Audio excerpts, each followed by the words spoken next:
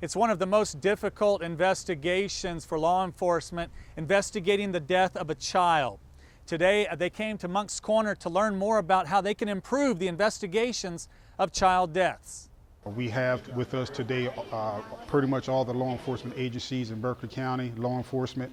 We also have the Dorchester County Coroner's Office with us today, the Charleston County Coroner's Office, Department of Social Services, Solicitor's Office. The state mandates this annual training for deaths of those under 18 years old. Investigating children death is some of the most horrific cases, some of the most challenging, emotional, and those cases particularly is very hard to investigate.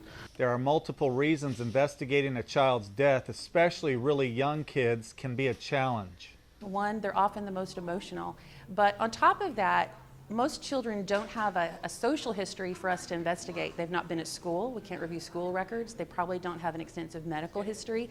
And all of the information we get really comes from their caregivers. Well, if the caregiver is one of our potential suspects, then that makes it that much more difficult to investigate. Well, the training is really set up as a foundation to learn how to assemble a team. Each county has to have a child review fatality team. With the start of the task forces about 5 years ago, it has helped us to have a more complete and thorough investigation in every county.